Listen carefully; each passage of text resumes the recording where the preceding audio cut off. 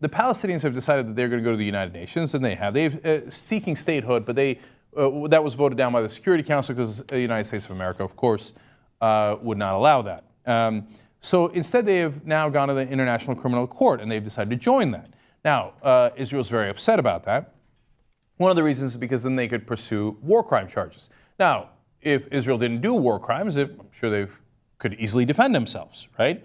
But they're worried that perhaps it won't be so easy to defend themselves. So they're very upset by this, but more so than even the very low probability that you're actually going to have any Israeli soldiers being brought to the International Criminal Court, they're upset that how dare the United Nations recognize Palestinians in any way, shape, or form. Yes, this comes from the same government that says that the Palestinians cannot be negotiated with. They won't, because they won't acknowledge that Israel has a right to exist. But now they are livid that the Palestinians would dare to say that they too can exist in the international body like the UN. So Prime Minister Benjamin Netanyahu says, the Palestinian Authority has chosen confrontation with Israel, and we will not sit idly by. No, but that's the opposite of what they chose. They chose diplomacy. They didn't choose confrontation. You're choosing confrontation, okay? So you're the one that has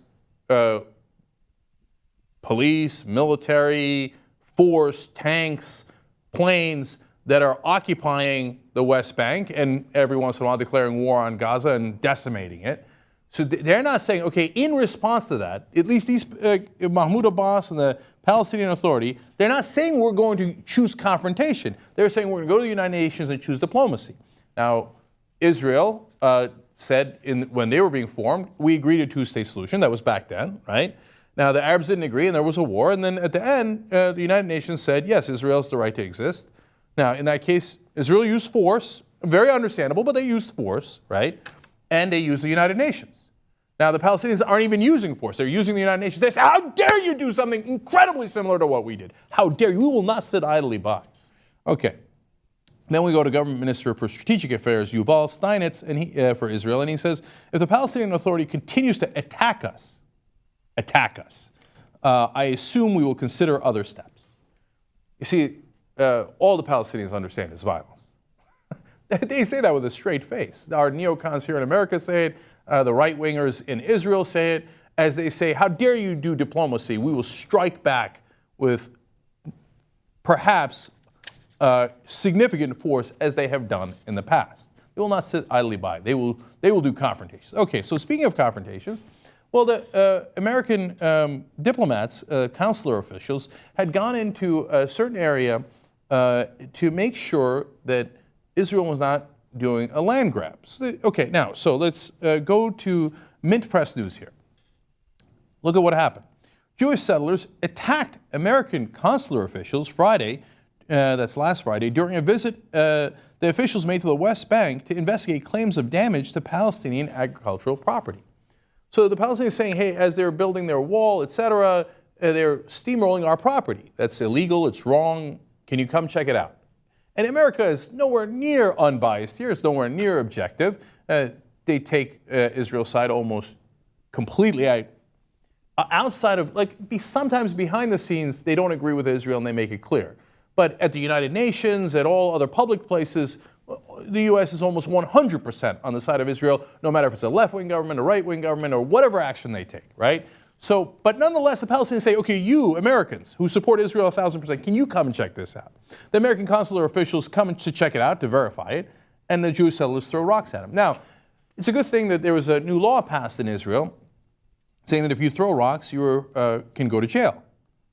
And wait a minute, you're saying that's an old law if you were paying attention. That's true. In the past, you'd get 2 years in jail. Well, the new law makes it a 20-year prison sentence.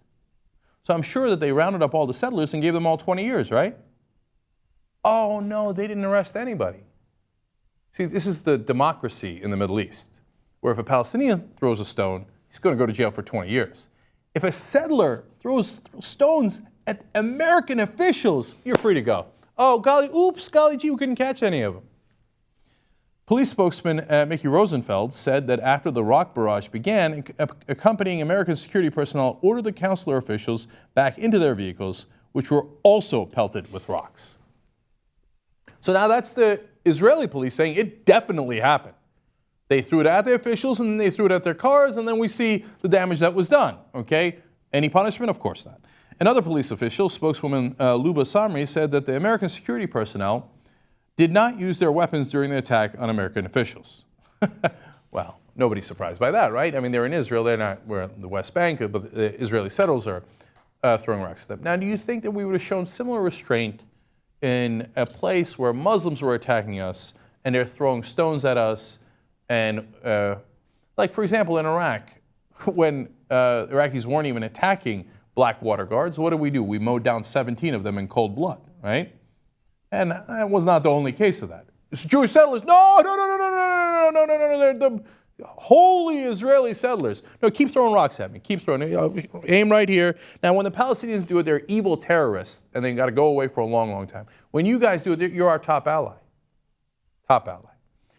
And in Min Press News, they end by saying the United States is by far Israel's most important foreign ally by providing the country with some $3 billion in annual aid and supporting its positions in international forums, despite frequent criticism.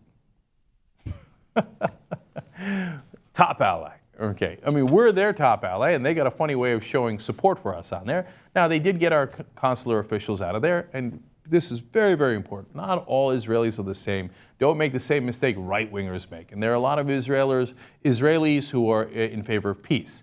Now, the settlers, by definition, want to grab the land of the Palestinians. That is the whole point of being a settler. They are not interested in peace. They would like further confrontation. They would like further land grabs. They believe that it is their holy land. Now, there are Muslims who believe that it is their holy land, too. I don't know why their gods don't arm wrestle up there for it and figure it out that way, but no, they've decided that we should kill each other down here to try to figure it out. Now, I am against all violence on both sides. But as you can see here, there's not necessarily equal treatment. Even when the Palestinians look for diplomacy, they are met with further confrontation. And when Israeli settlers decide to use violence, there will be no consequences.